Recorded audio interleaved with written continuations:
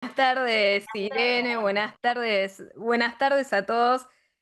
Muy bienvenidos, como bien les decía Irene, hoy la temática que nos convoca en este ciclo sobre daños bancarios es una temática curiosa, interesante, así que bueno, vamos a dar comienzo entonces al encuentro del día de la fecha.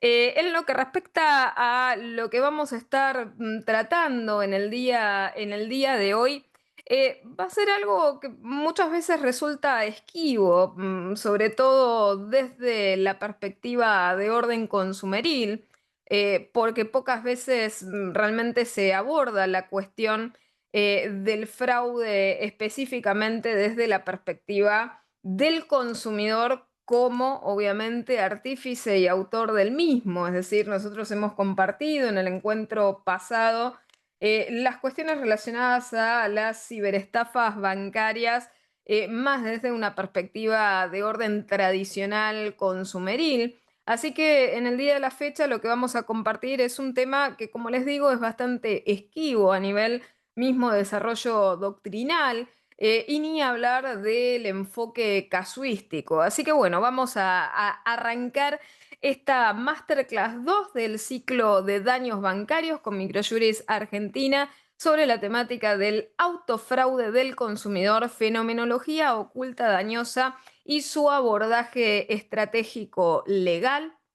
Así que bueno, sin más, comenzamos. Muchísimas gracias a todos los que allí están saludando en el chat y los que se han conectado en el día de la fecha y que nos están siguiendo también a través de la página de Facebook. Entonces, arrancamos con esta cuestión de lo que veníamos viendo, ¿se acuerdan? En el encuentro previo, en lo que respecta al incremento de la disponibilidad de tecnologías y el incremento del fraude en línea. Y la sofisticación de las estafas, pero el tema es que esa sofisticación no solamente está ocurriendo del lado de los ciberatacantes más regulares, sino también de una nueva categoría de atacante, que es una suerte de consumidor experto que ha salido por lo menos a saber manejar la fenomenología del fraude a través de distintos reparos, ¿no? Y allí es como nosotros enfrentamos esta cuestión de un fraude cibernético que es cada vez mayor, que involucra a diversos sectores y que justamente por lo que estamos planteando en la actualidad nos representa muchas dificultades porque está claro que habitualmente nosotros siempre tenemos esa preconcepción de, bueno, el consumidor siempre tiene una postura de fragmentación en lo informativo, en lo estructural, en lo económico y demás. Entonces nosotros siempre justificamos la debilidad del consumidor, sobre todo cuando se habla naturalmente de temáticas como la brecha digital. Siempre apuntamos a defectos en lo que respecta, ¿no?, a la capacitación, a la formación, en lo que respecta al consumidor, al usuario. Así que bueno, esto es mirar obviamente el problema desde otro ángulo. Está claro que en materia de estafas bancarias siempre insistimos y persistimos en esta cuestión que mencionábamos en el encuentro previo, la necesidad de concientizar y educar para evitar las futuras ciberestafas, ¿no? Esta idea del consumidor como víctima y de los peligros que también apuntamos en el encuentro previo respecto de qué cosas, qué conductas, qué comportamientos tiene que el consumidor evitar a los efectos de no ser víctima de estas modalidades. Ahora bien, también esta misma cuestión de la concientización, de la educación, de la capacitación, también muchas veces lleva a una suerte de control sobre el fenómeno. Es decir, si nosotros sabemos cómo podemos ser víctimas de algo, también ejercitando esas mismas acciones, podemos colocarnos activamente en el rol de víctimas, podemos estructurar cibercriminalmente la situación para colocarnos obviamente en ese rol de víctimas y esto es algo que muy pocas veces se conversa al respecto de la temática consumeril. Y vemos que hoy en día existen estafas, como hemos señalado en el encuentro previo, estafas de diferentes tipos, ¿no? A nivel online, a partir de los sitios web, de las aplicaciones, muchísimos anuncios falsos, todas las cuestiones que tienen que ver con phishing, el crecimiento de las acciones también sospechosas, por otra parte también los consumidores que vienen de algún modo cercados por esos nuevos canales no tradicionales de atención y de allí también tener la idea de que existen canales no tradicionales de atención y también la picardía de utilizar canales no tradicionales de atención como excusa de los comportamientos de los cuales luego pueden llegar a ser víctimas, ¿no? Entonces, la gran pregunta es, ¿nuestro ordenamiento tiene algo, ¿no? Al respecto de esta cuestión del consumidor realizando alguna suerte, ¿no? De maniobra de carácter doloso? Está claro, ¿qué pasa cuando el consumidor se da cuenta de esta fenomenología y explota esa mecánica en materia consumeril a nivel administrativo? Nosotros tenemos en nuestra ley 24240, el artículo 48, del que poco, ¿no? Muchas veces se habla, que es el tema de las denuncias maliciosas, o sea, los consumidores y usuarios que presentan obviamente denuncias de carácter malicioso o sin justa causa pueden ser sancionados en el orden de lo que es el artículo 47 en lo relativo a las sanciones en materia consumeril, con los apercibimientos y con las multas que prescribe el ordenamiento consumeril, ¿no? Hasta allí la cuestión de la denuncia maliciosa a nivel administrativo. Eh, y al respecto de cómo nosotros situamos al consumidor frente a los productos y servicios de carácter bancario, nosotros siempre, ¿no? Enfocamos la cuestión a partir de dos deberes primordialmente: el tema del deber de información y por otra parte el deber de seguridad, ¿no? Al consumidor, al usuario bancario, lo tenemos que informar de qué maneras, de maneras ciertas, claras, detalladas, adecuadas, suficientes. Y por otra parte, a través de la temática de los medios electrónicos, tenemos un deber agravado de información sobre los peligros concretos y las responsabilidades en los medios, en los soportes de carácter electrónico. Y esto surge de un juego que es el del artículo 4 de deber de información clásico de nuestra ley 24240, conjugado con nuestra codificación civil y comercial unificada, artículo 1107, sobre la información que se debe brindar al respecto de la contratación de consumo sobre medios electrónicos en las modalidades especiales de contratación, ¿no? Y de allí, ¿qué es lo que informan los bancos? Y acá viene lo que habíamos charlado, ¿se acuerdan? En lo que respecta a las recomendaciones que conversamos en el encuentro de la semana pasada, recomendaciones que se trasladan a, obviamente, los contratos que firman los consumidores y usuarios, recomendaciones que también se trasladan a las campañas de orden publicitario, y por otra parte que se basan en términos generales en medidas preventivas y precautorias en lo que respecta al cumplimiento del deber de seguridad, ese deber de indemnidad o inocuidad que tenemos tanto en lo económico como en lo extraeconómico a nivel consumeril.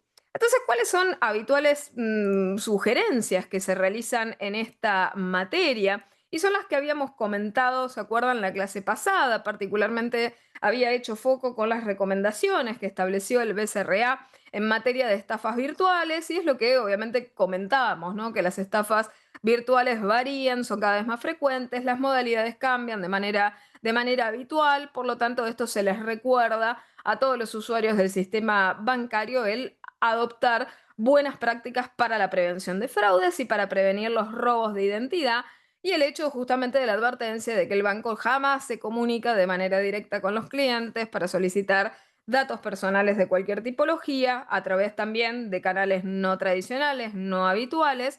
Y lo mismo sucede, ¿no? Con todos los otros bancos integrantes, ¿no? Del sistema bancario que también proceden a seguir este tipo de recomendaciones, y entre las cuales están ciertas recomendaciones que le caen a la mochila del usuario consumidor. ¿Y por qué es menester por lo menos recordarlas? Porque también esta cuestión de explotar la vulnerabilidad también es un escenario factible en lo que respecta al tema de dañosidad bancaria. Lo vemos, por lo menos tenemos en la audiencia, por lo que veo, muchos especialistas y letrados in-house de bancas de mucha relevancia.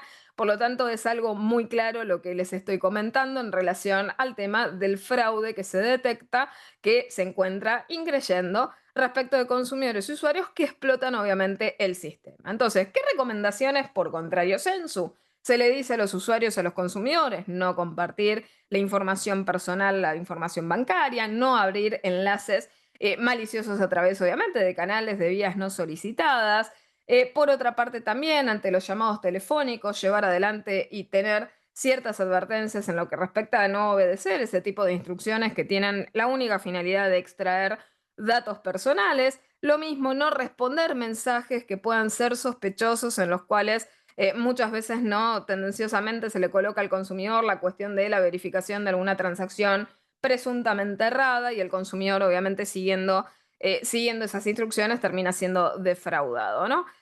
Lo mismo sucede con relación a ciertas operaciones conjuntas que se realizan ya sea con cajero automático, aplicación o home banking, si se está en comunicación con un presunto representante del banco, realizarlo, como decirles, de manera separada, activar todas las medidas de seguridad disponibles, como el doble factor de autenticación, elegir contraseñas robustas, no aceptar sugerencias, por ejemplo, como conservar contraseñas, sobre todo en dispositivos compartidos, no utilizar redes públicas mal configuradas, verificar los remitentes, por ejemplo, de los correos electrónicos que obviamente se reciben. Así que tenemos esas comunicaciones, ¿no? Genéricas del BCRA en cuanto a las sugerencias, recomendaciones preventivas, ¿no? Y siempre la carga del consumidor de verificar los canales oficiales, de desconfiar de los enlaces, de activar la autenticación, de utilizar contraseñas y demás, como hemos sintetizado. Ahora, todo esto es si tenemos un consumidor, un usuario de buena fe. Y esto en la actualidad, la realidad es que nosotros estamos viendo también cómo está variando la cuestión relacionada con lo que es la actitud frente al fraude o frente a la defraudación. Y les traigo a colación, en relación a justamente esto que estamos conversando, un cambio actitudinal en materia consumeril, que ha sido muy curioso. Justamente con Irene hemos compartido un vivo de Instagram, que si quieren lo pueden buscar en la página de Instagram de Microjuris Argentina, que hemos compartido justamente sobre una temática, en el caso no bancaria, sino una criptoestafa, si se la puede llamar criptoestafa, ¿no? Porque en realidad fue toda una gran simulación, que fue el caso de Night Consortium. Y una de las cosas que conversábamos con Irene en ese vivo justamente fue que no todas las víctimas, estamos hablando de víctimas consumeriles, no todas las víctimas de esa presunta no criptoestafa, digo presunta porque está claro que era todo un simulacro, la criptomoneda en cuestión no existía, las operaciones cripto tampoco existían, era solamente el latiguillo, ¿no? de atracción de las víctimas. Pero lo que sí sucedió, por lo menos ese caso demostró de forma muy curiosa, teniendo una población de víctimas muy, muy frondosa para lo que era la zona geográfica en la que había ocurrido este fenómeno dañoso. Una de las cosas curiosas es que estábamos frente, como lo conversábamos en su momento, de un claro esquema Ponzi piramidal. Y una de las cosas curiosas es que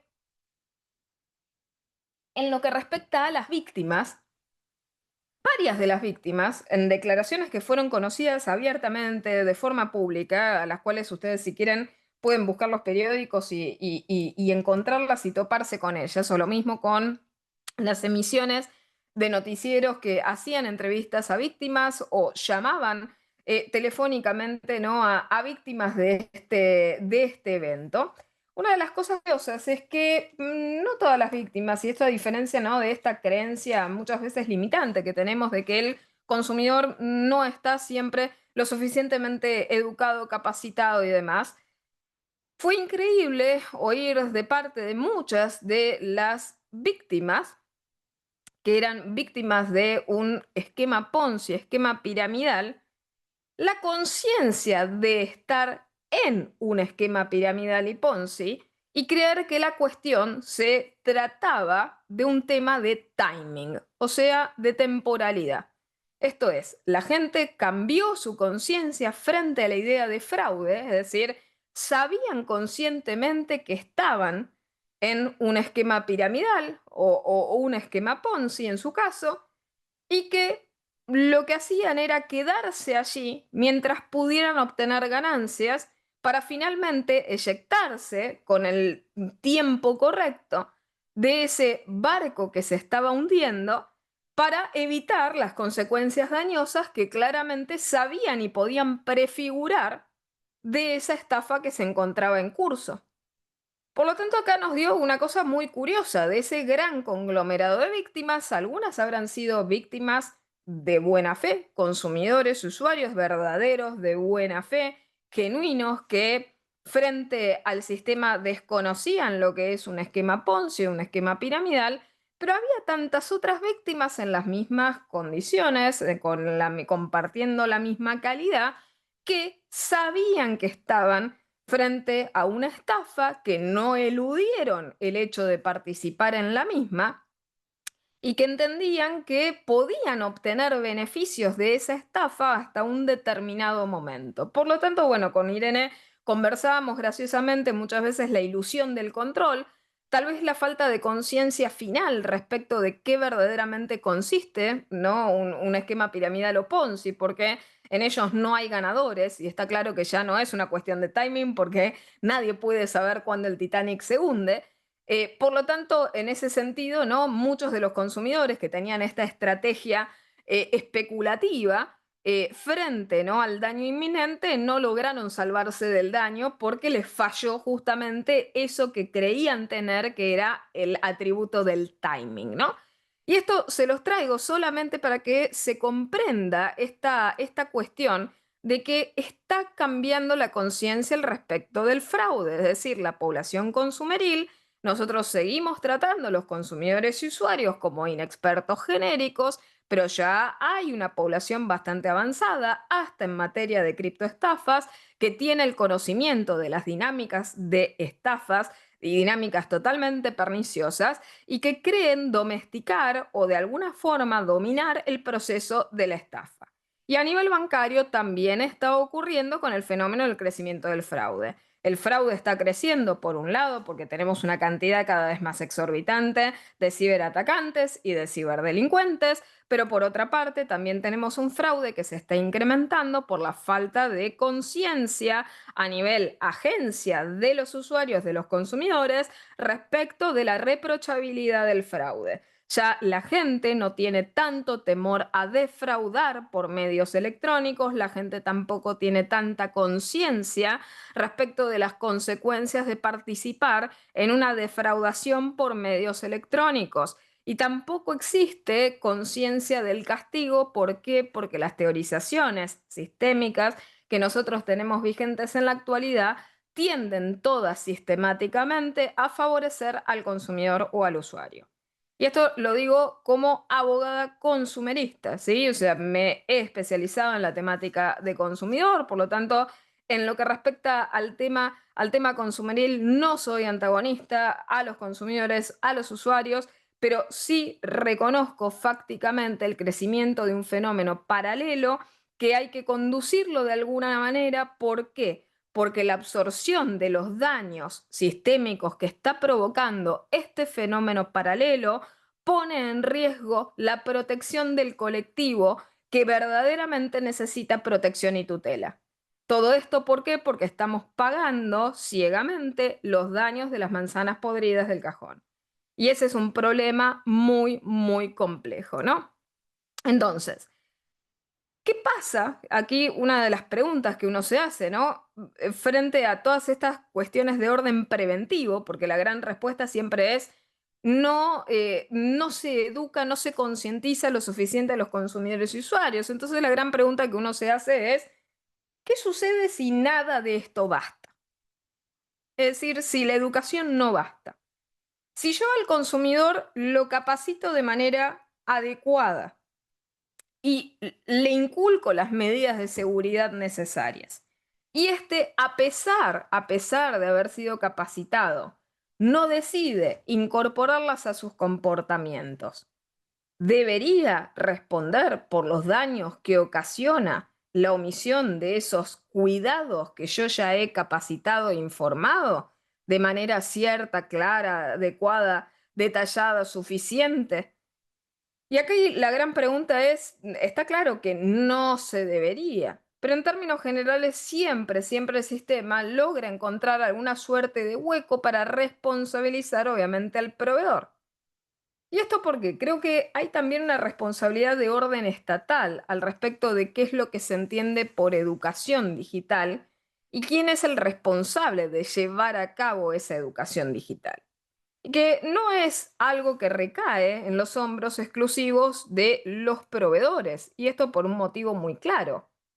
Si nosotros realizamos educación digital, si la educación digital no tiene una adecuada orientación y un adecuado objetivo de orden social, la misma no va a obtener la finalidad que tiene.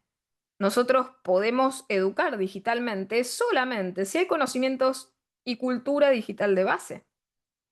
Y si tenemos una población poco permeable en la cual se fomenta muchas veces la irresponsabilidad digital y la impunidad digital a la luz de que el sistema protege pero al mismo tiempo no educa ni tampoco responsabiliza, tenemos un problema muy serio en términos de responsabilidad digital porque poco se va a absorber al respecto. Nosotros necesitamos educación digital para poder equiparar a la sociedad con las habilidades necesarias para poder coexistir en un entorno digital de manera segura.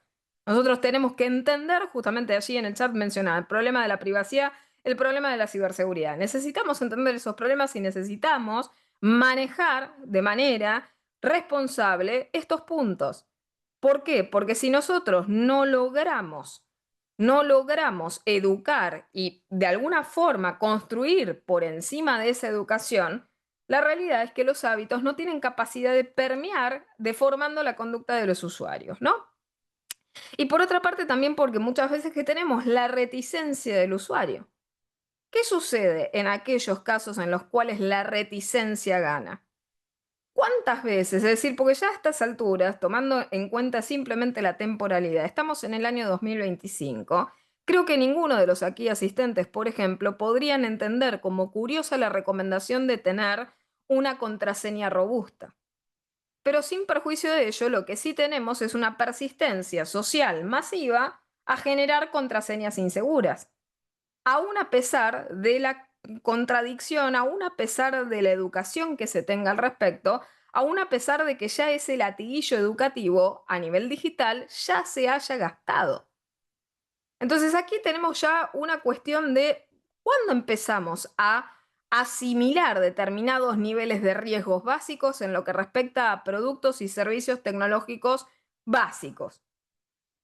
Ni siquiera nos metemos con servicios o productos tecnológicos complejos. ¿Cuándo vamos a asimilar el riesgo?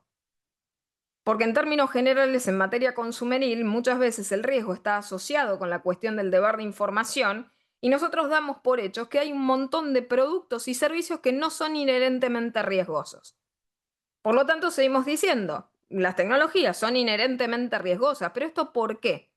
Porque todavía no hubo ningún hito en el cual se exija la cognoscibilidad de determinados tipos de riesgos de base en lo que respecta a los usos más básicos de las mal llamadas, porque se lo sigue simbólicamente diciendo de esta manera por un motivo muy claro, que es este que les estoy señalando, las nuevas tecnologías. ¿Cuándo vamos a dejar de decirle a las tecnologías que utilizamos prácticamente en base diaria como nuevas? Porque el atributo de novedad justamente también nos lleva a la novedad del riesgo, a la no cognoscibilidad del riesgo. Si algo es viejo y conocido, los riesgos también lo hemos incorporado y los conocemos y los de alguna forma filtramos a través de nuestras conductas de orden preventivo. Solamente les doy un ejemplo, un paquete de azúcar no viene con instrucciones y tampoco viene con disclaimers legales o con cláusulas de exhibición de la responsabilidad, lo mismo un paquete de sal que podría ser letal.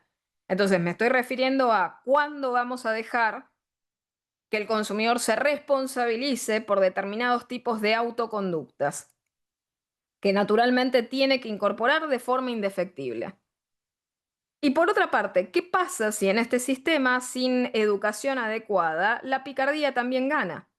Porque también tenemos una situación bastante compleja en la cual si seguimos considerando a todos débiles por igual, del mismo modo que en nuestro sistema consideramos débiles por demasía, también deberíamos considerar expertos respecto de los débiles, o solamente se puede ser más vulnerable y no existe ser menos vulnerable por alguna particular condición.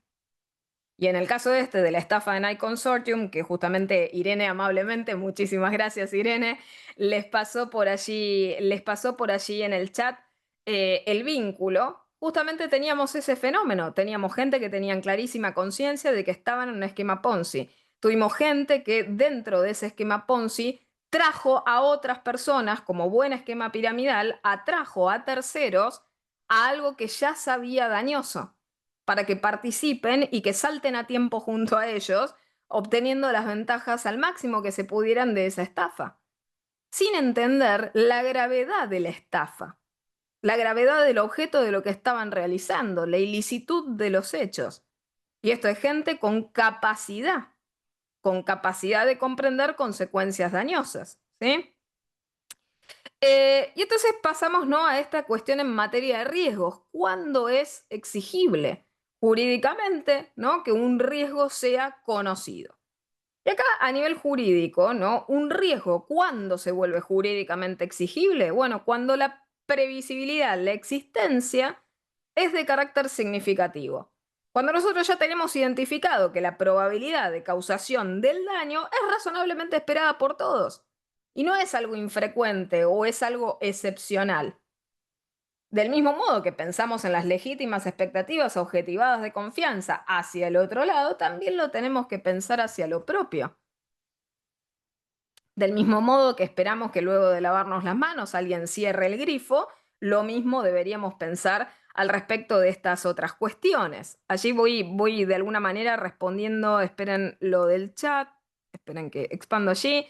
Eh, Buongiorno, ¿cómo estás? Dice, cuando los bancos van a exigir una contraseña robusta por defecto, es como el cinturón de seguridad en el auto. Exactamente, exactamente el ejemplo.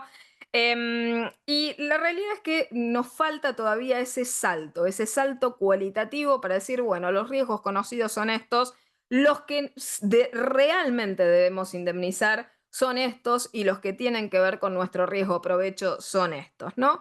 Y justamente aquí también Marcelo, saludo grande, dice, en materia de responsabilidad digital transaccional en caso de fraude, ¿considera la responsabilidad del proveedor es de carácter objetivo? Sí, desde ya considero que sí, pero justamente no es algo que no debamos revisar. Dice, si la responsabilidad del proveedor sería objetiva, es por su deber de seguridad, correcto, por el deber de seguridad. Sería por ese factor atributivo objetivo de la responsabilidad, ¿no? Entonces, en relación justamente, ¿no?, a estos puntos, cuando volvemos, ¿no?, al tema justamente del riesgo, ¿no? Esto se relaciona, y volviendo, ¿no?, valga la redundancia con lo que decía antes, se basa en la imputación justamente objetiva, ¿sí? O sea, no estamos hablando de otra cosa que una imputación de carácter objetivo y que tiene que ver, bueno, cuando nosotros finalmente incorporamos al orden de ideas que tenemos riesgos que son conocidos. Y todos estos riesgos que estamos apuntando son riesgos que ya suceden, ¿sí? O sea, de vuelta, sigo persistiendo. Mal llamadas nuevas tecnologías no son nuevas. Y si nosotros siempre las seguimos llamando nuevas y siempre seguimos reestrenándolos, vamos a jamás asumir como conocidos y viejos los riesgos que tienen, sino vamos a seguir llamando también nuevos riesgos, aun cuando tengamos en nuestra sociedad profesionales del riesgo.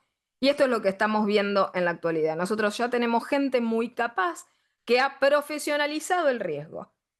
Y la clase pasada me he ocupado de hablar de las mulas digitales solamente como víctimas. Y hoy les traigo también la idea de tengan la idea también presente que la mula digital puede ser víctima, pero también puede ser victimario. Puede ser alguien que alquila sus servicios para el ejercicio del fraude por un tercero.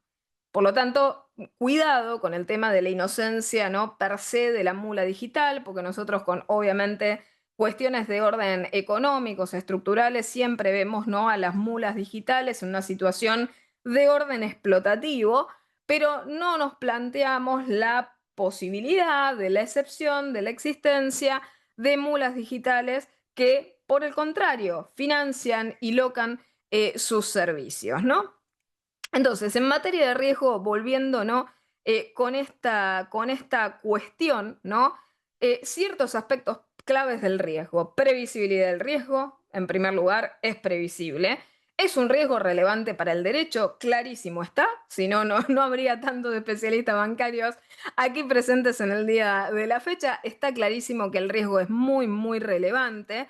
Lo tenemos identificado. Por otra parte, la realización del riesgo deviene y conlleva a un daño claramente identificado, y todo esto se encuentra en el ámbito de protección de la norma. Esto es, deberíamos plantear alguna de las excepciones en orden consumeril para que la norma aborde estas situaciones sin dejar su sistema de imputación de responsabilidad de orden objetivo, generando obviamente las herramientas necesarias para la persecución de este tipo de evitación de riesgos, ¿no? Aquí justo en el chat mencionaban uno de los casos, en el caso de Estados Unidos mencionaban consumidores que compraban productos de alta gama por internet y los revendían por marketplace. Es decir, el fraude, la defraudación puede suceder tanto en e-commerce como en cuestiones de home banking. Así que ahora después a continuación voy a mencionarles un poco la morfología y la casuística del autofraude consumeril, ¿no? Entonces acá voy a traerles una mala palabra, que es el consumidor experto. Nosotros no tenemos esa palabra, ¿no?, en nuestro diccionario. Para nosotros el consumidor siempre es vulnerable, vulnerable a nivel informativo, estructural, económico, entre otras cuestiones, pero para nosotros tenemos un sistema en el cual todos los consumidores son iguales en esos niveles de vulnerabilidad. Y nuestro sistema, por otra parte, como les he dicho, reconoce categorías de consumidores, pero que están especialmente desventajados. Estas categorías las hemos mencionado y de hecho las hemos compartido también en otro ciclo que hemos realizado con Irene. Recuerden que nosotros celebramos con Microjuris Argentina el 30 aniversario de la Ley de Defensa del Consumidor y hemos publicado una guía sobre 30 preguntas en materia de consumidores y usuarios, así que bueno, están invitados también a buscar en el repositorio de doctrina virtual y a consultar dicha guía. En lo que respecta a ello, nosotros trabajamos en una de las charlas con Irene justamente el tema de los consumidores hipervulnerables, los consumidores comprendidos en una especial situación de vulnerabilidad, lo que en la jerga consumeril, antes de la sanción de estas precisiones, nosotros comentábamos como doble vulnerabilidad, le dábamos ese nombre, ¿no? Pero nuestro sistema no reconoce consumidores calificados o consumidores expertos, ni por la condición de orden subjetivo. Es decir, nosotros no abordamos la temática del consumidor con capacidades o conocimientos subjetivos inherentes que tal vez le quiten algún grado de vulnerabilidad en lo que respecta a su, por ejemplo, capacidad de ser víctima de daño. Y por otra parte, tampoco tenemos consumidores expertos por el objeto de consumo. Es decir, hablamos de categorías subjetivas de expertos, pero también hablamos de categorías objetivas de expertos. Es decir, si yo consumo un producto y un servicio complejo, el sistema, para proteger verdaderamente a los consumidores y a los usuarios, no debería permitir que todos los débiles jurídicos y los profundamente débiles accedan a esos productos y servicios complejos. Deberíamos segmentar al público consumeril y solamente permitir que determinados tipos de productos y servicios complejos solamente sean consumidos o adquiridos por quienes son capaces de enfrentar determinada tipología de riesgo y daño, por su capacidad de comprensión o por la autoasunción del riesgo. Y esto no lo tenemos en la actualidad y tenemos un gravísimo problema en nuestras puertas. ¿Por qué? Porque los productos y servicios tecnológicos siguen complejizándose. Y en algún momento el sistema va a realmente colisionar con la idea de debilidad genérica del consumidor, porque con esa tesitura, con esa teorización, no va a ser posible que se consuma, porque no podemos generar un área en el cual prácticamente un objeto que es absolutamente riesgoso y que necesita un uso calificado pueda ser consumido por alguien que no tiene capacidad siquiera de aprendizaje digital básico, al cual podemos seguir insistiéndole de que el deber de información, por más que lo cumplamos, lo que solicitaría justamente es la situación en la que nunca puede absorber ninguna de las indicaciones, cada vez más abstractas y más complejas, que exijan esos productos y servicios, ¿sí? Justamente, ¿no? Servicios absolutamente complejos. tenemos este problema paradojal y la tecnología encima está cada vez avanzando más. ¿Y cómo vamos a hacer con ese tipo de contratación con consumidores que, además de asentir, no van a ser capaces siquiera de comprender el riesgo? Por nuestros parámetros conceptuales, no porque exista fácticamente ninguna categoría de consumidor que sea capaz ni de consumir ese producto y servicio o de comprender esos riesgos, ¿no? Y por otra parte, porque nosotros tenemos una situación, ¿no? Los expertos pueden encontrar la cobertura del bien, o sea, podemos encontrar expertos que, amparándose en el manto, obviamente que protege a todos los más débiles, amparen su propia torpeza. Y esa propia torpeza, en el caso particular de lo que estamos señalando, es la picardía de su impunidad si logran ejecutar la propia torpeza de manera juiciosa. Y esto es una maniobra, obviamente, de control muy experto. Y allí tenemos una figura que podría darse con el nombre de la ilusión de la culpa exclusiva de la víctima. Vieron que nosotros hablábamos de factores objetivos de atribución de la responsabilidad y tenemos un eximente de responsabilidad que es el de culpa exclusiva de la víctima. En la mayoría de los fallos consumeriles últimos en los cuales la tendencia es favorecer al consumidor y al usuario, lo que se justamente justifica es que la culpa de la víctima no ha sido exclusiva o excluyente. Sí, Ángela, esos son la totalidad de los casos. Estoy hablando específicamente en el caso de la agencia del consumidor. Porque todos los eximentes son casos fortuitos, fuerza mayor, culpa exclusiva de la víctima y culpa de un tercero por el cual no se va a responder. Pero volvemos al consumidor, que es el que nos importa, la culpa exclusiva de la víctima. En términos generales, cuando hay alguna suerte de culpa de la víctima, participación de la víctima, ¿no? En lo que respecta, por ejemplo, a brindarle las claves de acceso a los atacantes, por mencionar alguna de las maniobras, o seguir las instrucciones de aquel que está realizando, obviamente, esa estafa, phishing y demás. ¿Qué es lo que sucede? Bueno, lo que se dice es, no ha habido culpa exclusiva de la víctima. ¿Por qué? Y bueno, porque parcialmente el banco pudo de manera ulterior haber controlado la operatoria que se realizaba, encontrando todas estas cosas que habíamos charlado en el encuentro anterior, que les comentaba, del patrón, obviamente, de comportamiento de la víctima, el establecer filtros y medidas de seguridad más robustos a los efectos de monitorear, por ejemplo, el transaccionado, o con los filtros evitar comportamientos anómalos, entre otras cuestiones. Así que bueno, suele responsabilizarse a la banca como consecuencia de la aplicación de estas ideas que les estoy comentando. Ahora, en relación a justamente lo que puede llegar a realizar el consumidor experto, es la ilusión de esa culpa exclusiva de la víctima. ¿Por qué? Porque puede explotar su propia torpeza a sabiendas. Y esto es aprovechar, como decirles de alguna manera, los vacíos y las normas en una intención absolutamente diversa a la que su naturaleza estableció al momento de reconocer este tipo justamente de derechos y de obligaciones y de responsabilidades. Entonces es un tema, como decirles, de cambio filosófico. Y pasamos al justamente el centro, ¿no? de nuestra charla, ¿no? El autofraude bancario. Y acá, bueno, justo en el chat Marcelo dice, ¿cómo se concilia un modelo garantista? No, es que claramente no debería intentarse antagonizar entre una cosa y la otra, porque los extremos nos han llevado a la situación en la que estamos, o sea, un sistema en el cual o es todo o es nada. La verdad se encuentra en el medio de esos dos extremos, ¿no? Y la realidad es que a medida que nosotros tengamos productos y servicios de carácter complejo, ya sea bancarios o financieros, tenemos que también exigir, si vamos a responsabilizar, también tenemos que exigir de parte de los consumidores y usuarios también una responsabilidad mayor, un deber de capacitarse también de manera agravada y demás, ¿no? Así que pasando al tema justo del autofraude bancario.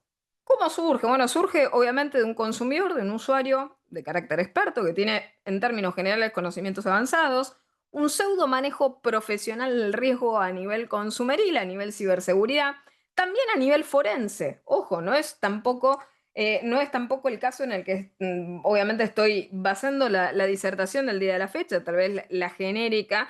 Está claro que mayoritariamente los fraudes provienen de ciberatacantes que no son consumidores, pero el autofraude bancario en materia de ciberestafas ocurre y ocurre habitualmente cuando, como les decía, un consumidor del sistema bancario realiza una transacción de manera voluntaria. Ahí justo estoy comentándoles lo que es. Y luego lo que hace es negarla ya sea para exigir la devolución o proporcionar, en su caso, ¿no?, información falsa para la obtención de beneficios. Y esto puede, obviamente, beneficiar ya sea al usuario, ¿no?, en el caso como defraudador, o puede beneficiar también a una red delictiva en el cual ese sujeto que se presta para el autofraude participa obteniendo, ¿no?, una porción de las ganancias. ¿Y qué consecuencias tiene, ¿no?, el autofraude bancario? Esto, por un lado, se genera, como bien menciono, ¿no?, esta cuestión de la crisis en el sistema. Por un lado, por el descreimiento que se genera en el sistema. Un sistema que empieza a entrar en crisis. Las bancas, o sea, en términos generales, lo que vemos es un sector bancario desesperado. ¿Por qué? Y bueno, porque se le imputan daños que a nivel forense claramente ve que pueden ser operatorias absolutamente sospechosas. Una banca que cada vez se afila más para evitar la incidencia de este tipo justamente de daños. Eh, el descreimiento en el sistema también se genera a nivel consumeril, es decir, la gente empieza a descreer del sistema y esto es malo en un doble sentido. Los consumidores de buena fe tienen falta de confianza en el sistema y por otra parte los de mala fe también tienen descreimiento en el sistema, en sus controles y en la trascendencia de sus acciones. Esto que les comenté respecto de esa renovada y devaluada conciencia sobre el fraude, sobre las acciones maliciosas en el sistema, ¿no? Y todo esto perjudica colectivamente la buena fe del sistema porque lo que hace a nivel consumeril, por lo menos de nuestro lado, que nosotros siempre hemos protegido al consumidor hasta el cansancio, desnaturaliza el objeto protectorio y nos lleva justamente a este plano de antagonización en el cual uno dice, bueno, pero si van a proteger al consumidor a toda costa, nosotros terminamos pagando, el sector bancario lo que dice, terminamos pagando estos daños injustos, ¿no? Y esto es el abuso del sistema, ¿no? Ese desbalance económico lamentable que genera esto es un pasivo que tenemos que reconocer que al sector bancario le puede causar mucho daño, un daño muy profundo. No todos reaccionan de la misma manera y estos latigazos que tenemos de desprotección generalizada por el abuso que provocan las llamadas manzanas podridas nos puede generar también una ola de desregulación que los consumeristas también tenemos la responsabilidad de evitar. ¿Por qué? Porque esa desregulación absolutamente exacerbada puede dar lugar a la pérdida tal vez potencial de ciertos principios protectorios que necesitamos seguir preservando y que no podemos perder. El autofraude bancario se manifiesta justamente respondiendo allí, ¿no?, de dónde surge o cómo se manifiesta para que comprendan un poco más la casuística. Puede suceder en primera persona o en segunda persona.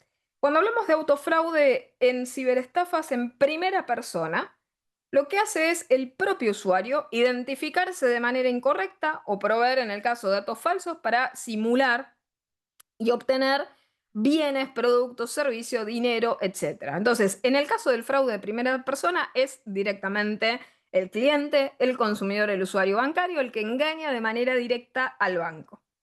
El fraude en segunda persona, que es otra, como decirlo, es otra de las modalidades en las cuales participa el cliente, participa el usuario bancario, lo que hace el cliente es, y aquí viene el tema de las mulas digitales que les decía, el cliente lo que hace es cederle sus datos a un tercero para que cometa ese fraude por él utilizando sus datos y en el caso obteniendo una participación de las ganancias. Y bueno, se puede también por lo menos operativizar a través de redes delictivas, a través de solicitudes falsas. También se puede conjugar con robos de identidad o requerimiento, por ejemplo, de reembolsos. O sea, justo en el chat ustedes comentaban un caso específico de productos en materia de e-commerce muy interesante. También lo puede solicitar, ¿no? A nivel bancario, ¿no? Con el tema de ciertos reembolsos, que esto termina perjudicando no solamente a las bancas, sino a los comercios adheridos.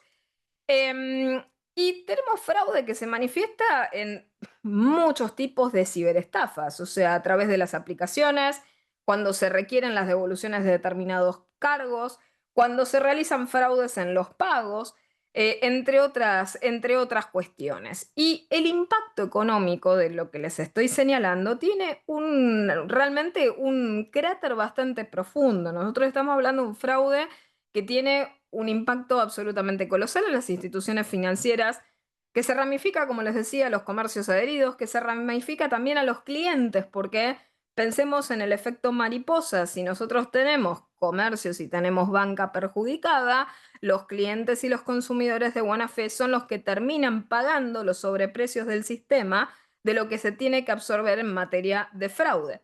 Y esto resulta obviamente en pérdidas económicas, daños reputacionales para la banca, aumentos en el caso, ¿no? De costos operativos, aumento de los costos relacionados con los seguros, ¿no? Y al mismo tiempo también arriesgarnos a las sanciones regulatorias que pueden llegar a sufrir obviamente los bancos, ¿no? Entonces, todo este accionar de orden deshonesto por parte de los clientes, de los consumidores y usuarios, lo que hace es explotar de su propia identidad en el sistema y puede llevar obviamente a la pérdida tanto de los productos como la pérdida del dinero, además de todos estos bienes otros jurídicos como la confianza, la disuasión también de clientela, la pérdida de la fidelización también de la clientela. Y esto es un impacto grave, o sea, si nosotros sumamos las pérdidas económicas, o sea, lo que hacemos clásicamente, el daño emergente, ¿no? El lucro cesante, la pérdida de chance, el daño reputacional, los incrementos de costos, las consecuencias regulatorias, es un costo muy elevado, ya sea en lo económico o en lo social. Entonces, el impacto es absolutamente grave. Pensemos en todas las maniobras de reajuste que tienen que hacer los bancos frente a este tipo de maniobras. Tienen, por un lado, mayores costos operativos. ¿Por qué? Porque hay que trabajar, justo uno de los que participaba aquí en el chat mencionaba, ¿no? Recuerdo, ¿no? Hace unas semanas, medidas de seguridad mayores, mucho más robustas que se tienen que tomar al respecto. Justo allí en el chat Moisés está mencionando los seguros contra la temática de ciberfraude, o sea, seguros cuyas primas cada vez son más elevadas. Los mayores costos operativos se reflejan con el tema de la inversión en los sistemas avanzados de detección y de prevención de fraude. Cada vez se tiene que detectar, ¿no? De manera cada vez más robusta el fraude en tiempo real, y la realidad es que esas son obviamente licencias y es tecnología de alto costo. Esa inversión de alto costo en materia tecnológica no todos obviamente la pueden realizar. Se necesita también formación específica en el caso de los empleados, también la contratación de servicios externos. Y por otra parte, el desvío de los recursos, o sea, la gestión de toda esta casuística de fraude, ¿no? Y la implementación de todas estas medidas de antifraude son esfuerzos que se podrían capitalizar y depositar en otros sitios. Está claro que se podría redirigir ese esfuerzo económico más allá de las cuestiones básicas que se tienen que cubrir siempre en términos de ciberseguridad. Esto es un esfuerzo adicional que se hace en perseguir específicamente de manera forense determinados casos que, como les digo, son muy complejos de perseguir, ¿no? Y por otra parte, todo esto termina volcándose al cliente. Sabemos que el que termina pagando, obviamente, son el soporte de esos mayores costos. Se realiza y se deposita a través de las comisiones, de las tasas, de las primas. Siempre el vaso precipitante termina tercerizando y volcando el costo, ¿no? Pero lo que por lo menos a mí más me preocupa, más allá de justo comparto y mencionaba allí lo que ustedes en el chat decían al respecto de las primas de los seguros, está claro que las empresas que tengan más reclamaciones de fraude, más tengan que pagar en primas.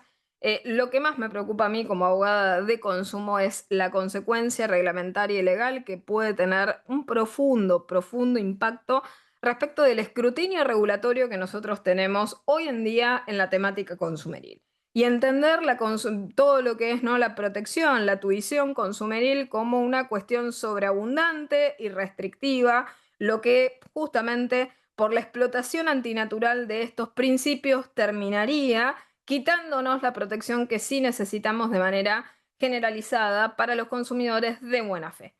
Entonces, prosiguiendo, en lo que respecta a los comercios, porque también tenemos que mirar el impacto, ya hasta aquí vimos el impacto en las cuestiones de orden financiero, bancario, en los comercios con esto, justo en el chat mencionaban el caso, pierden bienes, tienen costos de sobrecargo, tienen costos de reembolso, como consecuencia de ello generan tarifas más altas y ni hablemos obviamente de las cuestiones más de orden, como decirles, subjetivos, en los cuales la satisfacción también del cliente se ve de algún modo defraudada. Y esto no de la persona defrauda, o sea, justamente el que defrauda, sino del sistema entero. ¿Por qué? Porque atender, ocuparnos de estos casos muchas veces también consume esfuerzos que se deberían destinar también a los consumidores, a los clientes de buena fe, ¿no? Y en lo que respecta a las medidas de prevención, ¿no? Allí tenemos algo curioso, ¿no? En lo que respecta a prevenir el fraude en primera persona o el autofraude. Bueno, el monitoreo continuo, y esto es complejo, muchas veces lo he charlado con muchos especialistas, particularmente, ¿no? Con el tema de los costos en términos de ciberseguridad que esto genera, porque es tecnología muy avanzada, los bancos tienen que emplear sistemas de monitoreo continuo de transaccionado, autenticación con múltiples factores de autenticación, ciberseguridad de orden robusto, y cargar obviamente al cliente ¿con qué? Con los riesgos y con las responsabilidades que tiene. Los clientes deben proteger sus datos, no deben compartir, en el caso de los códigos de verificación, las contraseñas, tienen que revisar sus extractos. Eh, Hay que educar con responsabilidad, no simplemente capacitar de forma atmosférica.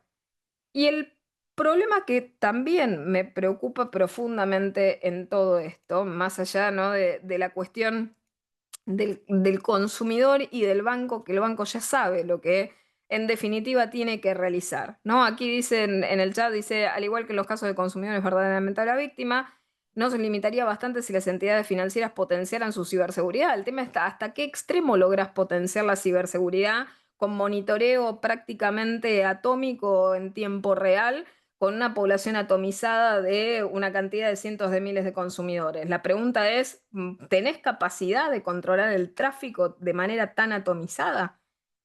Y la realidad es que si tenemos un juez que al final de esta cadena de producción que les estoy comentando no entiende el fenómeno, a pesar de que le llevemos la prueba que le llevemos, porque también lo digo como docente y capacitadora en estos temas, he tenido muchísimos letrados del otro lado, del ámbito bancario, y la realidad es que en el fin, como decirles, al fin de cuentas, muchas veces en los procesos, por más que exista la prueba forense del consumidor operó de tal manera, operó de manera negligente, etcétera, etcétera, etcétera, no hay comprensión jurisdiccional de este punto, ¿no? Entonces, está claro, ¿no? que es complejo. Dice, acá Gladys mencionaba, corresponde a que las tarjetas de crédito que cobren por investigación. En el caso no es correcto el cobro, ¿no? de costos por investigación, sin perjuicio de que si el resultado de esa investigación, obviamente, termina imputando al consumidor la causación de ese daño, allí sí, ¿sí? Exactamente, que en ese caso sí. Entonces, prosiguiendo, yo lo que les decía que realmente es preocupante, eh, ¿qué sucede, no? Cuando a nivel jurisdiccional no se comprende esto? Porque lo que les estoy comentando también es una cuestión de que eh, mm, puede parecer controlado, por lo menos, o de alguna forma, ¿no? Capaz de ser controlado a nivel operativo, pero ¿qué pasa si cuando vamos hacia el juez no comprende ciertas cuestiones de lineamiento, ¿no? de orden forense? Acá pregunta, ¿la legislación en Argentina establece hipótesis de autofraude? No, increíblemente no, y justamente es esto lo que les estoy diciendo. Necesitamos de esto con urgencia, ¿no? ¿Y qué medidas de prevención podemos obviamente recomendarle a las instituciones bancarias? Y en esto recae, viendo allí en el chat y también entre los asistentes, muchísimos especialistas que trabajan in-house, lo claro es que lo que nosotros podemos obviamente asesorar es inversión en tecnología y monitoreo, esto es monitoreo obviamente del transaccionado en tiempo real, eh, Aquí sí, la inteligencia artificial tiene algo bueno por darnos, que es la detección de patrones sospechosos. Entonces, implementar ciberseguridad con inteligencia artificial. Ciberseguridad robusta, vuelvo a decirlo, es mantener los sistemas actualizados, usar encripción, es decir, realizar todas las auditorías en materia funcional, estudios de impacto en materia de datos, pentesting, todo ello con este objetivo, ¿no? Todo lo que nosotros mejoremos en materia de ciberseguridad, también indirectamente, como bien lo mencionaba en el chat, puede servir para la prevención del autofraude. Y por otra parte, también un tema, ¿no? La autenticación con múltiples factores de autenticación, esto es, implementar estos sistemas a los efectos de qué? Y bueno, a los efectos de asegurarnos que sea verdaderamente el consumidor, el usuario, el que opera. Y por otra parte, otra de las metodologías es la de la segregación de cuentas, esto es, limitar toda vez que se pueda la exposición de fondos en el caso de compromiso de una cuenta. ¿Para qué? Y bueno, si yo segmento a través de las diferentes funciones y segrego las cuentas y le permito obviamente al operador, ya si sea el usuario, hacerlo de manera separada, está claro que para realizar el mismo autofraude de alto impacto que antes lograba hacer sin segregación de cuentas, va a tener que hacer un esfuerzo al menos superior, ¿no? Y en lo que respecta a las medidas de prevención a los clientes, y esto es dar y comprobar y corroborar que hemos dado una información cierta, clara, detallada, adecuada y suficiente. De manera clara, ¿sí? No cansarnos, porque también el otro tema es que muchas veces los bancos no realizan esto de manera superficial, creen que basta con su inclusión en los contratos, pero no, deberíamos hacer pasar al cliente por un pequeño cursillo de capacitación y en el cual luego también evaluemos al cliente en lo que respecta a esos conocimientos adquiridos. Que es un esfuerzo que no creo que los bancos realicen, ¿sí? Está claro que no lo realizan habitualmente. ¿Y esto por qué? Porque también obviamente tenemos el riesgo de que el cliente no pase el examen, ¿no? Entonces, si nosotros queremos responsabilizar al cliente, también tenemos que hacer de lo nuestro y evaluar al cliente. Y si el cliente no absorbe las mínimas medidas de seguridad, prescindir del cliente. Pero bueno, el sistema creo obviamente que no está avanzado lo suficiente ni a nivel cultural ni legislativo como para aceptar estas reglas de juego de la asunción del riesgo con educación y capacitación adjunta, ¿no? Como obligación del cliente, porque si hablamos en serio de las relaciones consumeriles, siempre nos centramos en la cuestión de que son vínculos asimétricos, pero pocas veces hablamos de las cuestiones de orden colaborativo o cooperativo en esas relaciones de orden asimétrico. Como lo que ocurre, solamente por mencionar algunos, ya que tengo muchos, ¿no? Muchos letrados que también veo que trabajan en otros aspectos. Nosotros hablamos, ¿no? También en materia de salud, en la relación médico-paciente, sabemos que es una cuestión de orden asimétrico, pero sin perjuicio de lo cual el paciente también tiene que cooperar con el médico, ¿no? Y aquí tenemos exactamente lo mismo, los consumidores no tienen que ser antagonistas o enemigos de los proveedores, sino que también tienen que existir esta cuestión, como decirles, de participación en lo que respecta a la colaboración de buena fe, ¿no? El espíritu de la ley, allí corrigiendo a Alejandra, el espíritu de la ley es tutelar, es proteger a los consumidores y nosotros protegemos a los consumidores y mantenemos un sistema libre de distorsiones. Si el mercado obviamente está distorsionado, el que va a pagar los platos rotos es el consumidor. Algún día alguien desregulando va a quitar la ley, no por su espíritu, va a quitar la ley por intervencionismo del mercado y vamos a perder la protección consumeril para todos los consumidores, los buenos de buena fe y los malos de mala fe que realizan autofraude.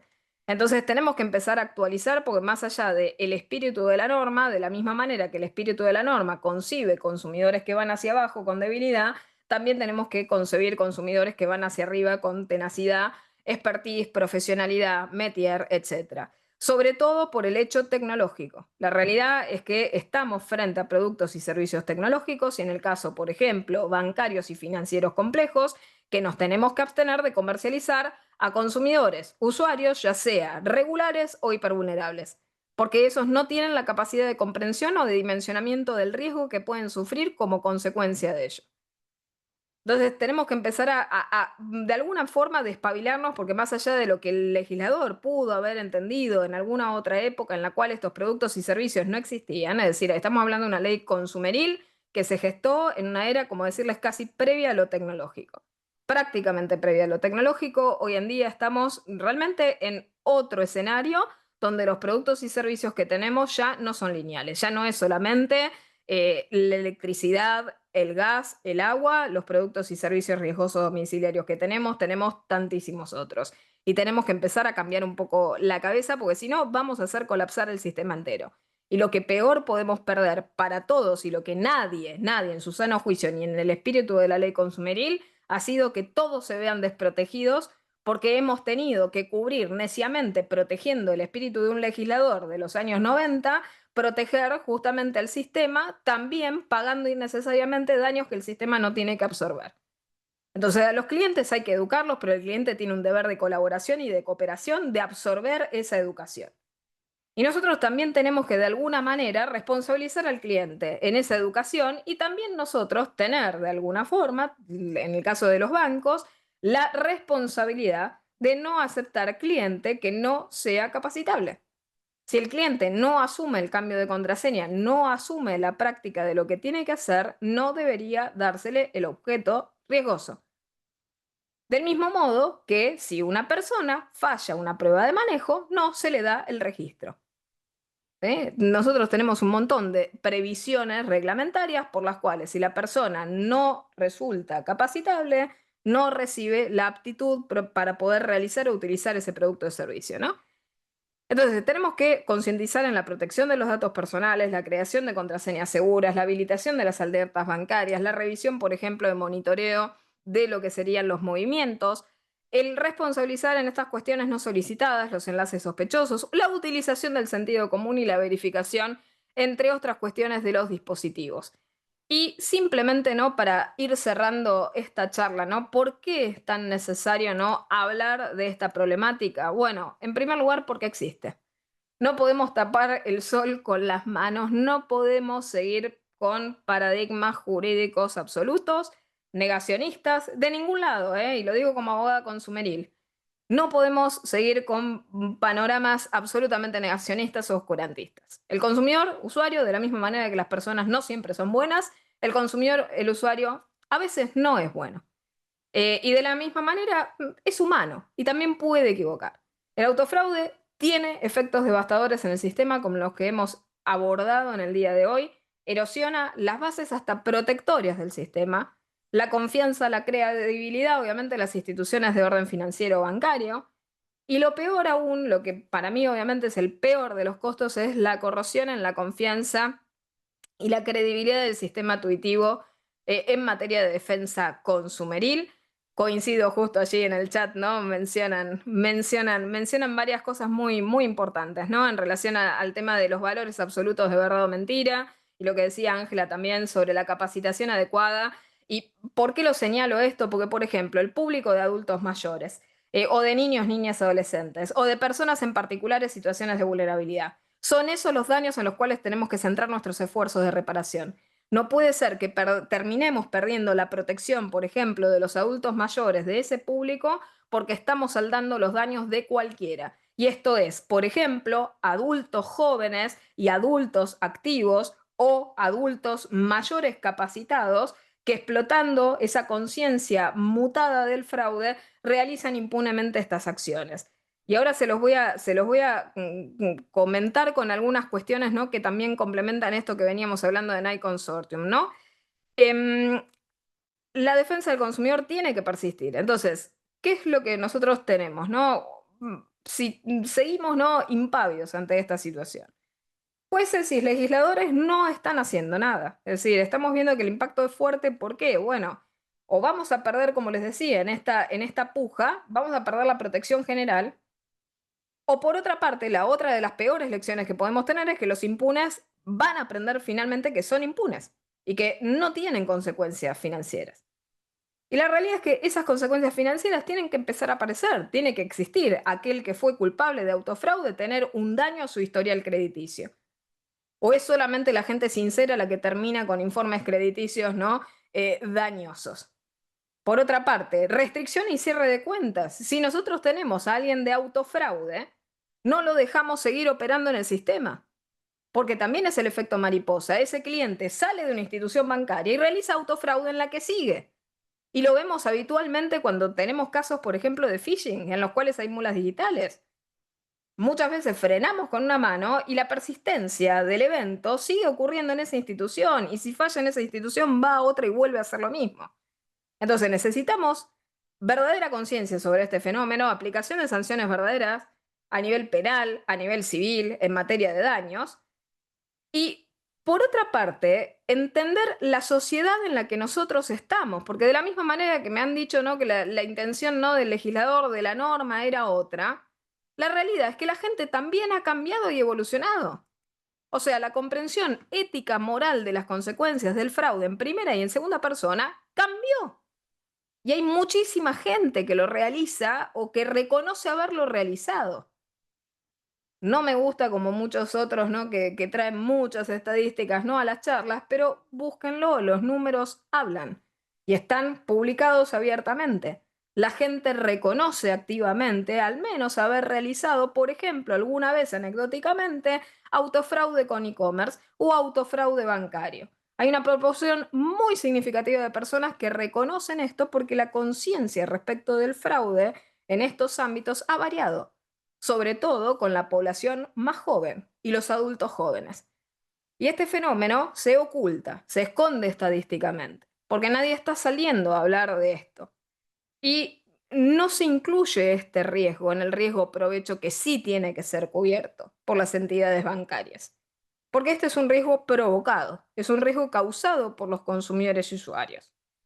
Entonces ahí sí voy un poquito, ¿no?, con las preguntas del chat. Usan obviamente, quedan muchas veces, ¿no?, estas cuestiones en el limbo por la investigación forense.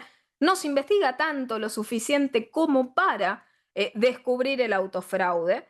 Y totalmente coincido con esta cuestión, ¿no?, del deber de prevención y el deber de cuidado, ¿no? Entonces, ¿qué es lo que tenemos que hacer? Y con esto vamos concluyendo: una asesoría estratégica legal adecuada a nivel bancario, dentro de la empresa también y dentro de lo que serían los procesos, para hacer entender también a los jueces adecuadamente cuando estamos frente a un caso de estas características.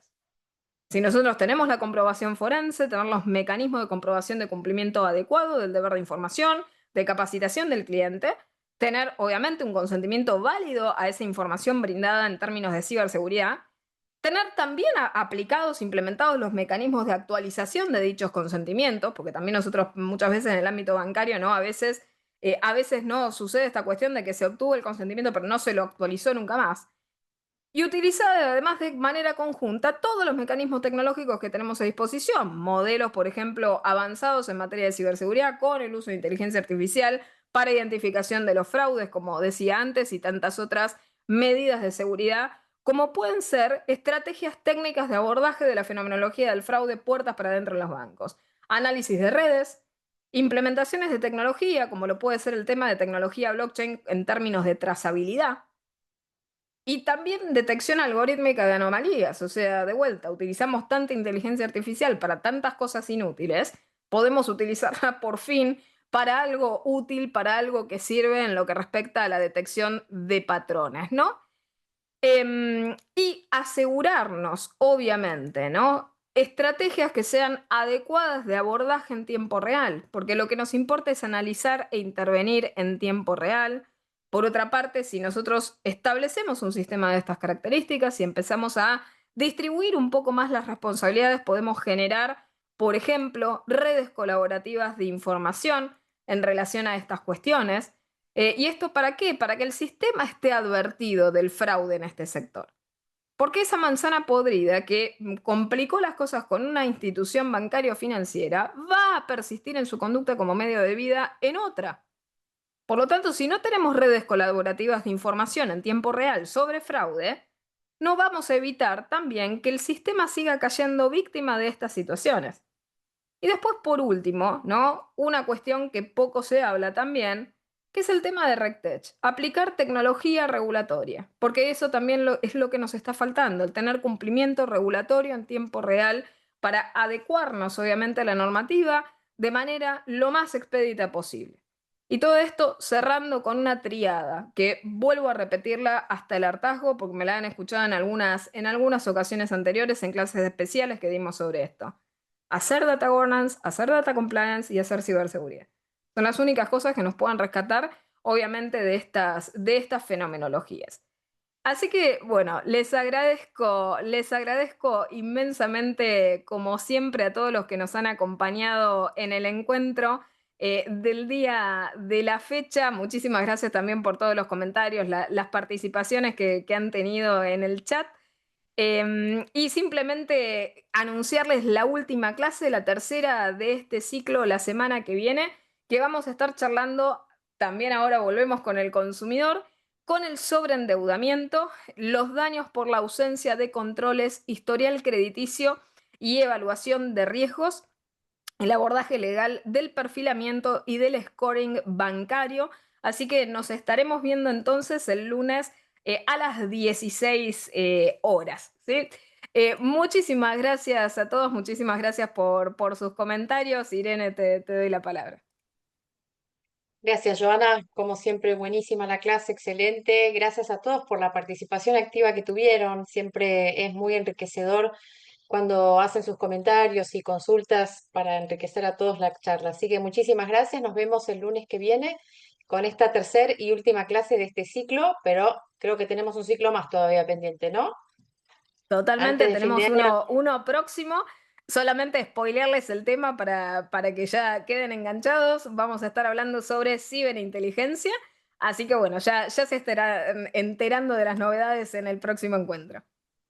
Buenísimo. Ahí ya les pasé también el link por si no creo que esté todavía publicado, pero sí las próximas charlas de este mes de octubre con temáticas variadas que por ahí algunas les interesan, fíjense y anótense también. Bueno, muchísimas gracias, nos reencontramos lunes que viene. Gracias, Joana, como siempre, un cariño grande. Muchísimas gracias, un beso, Irene. Cuídense, hasta luego.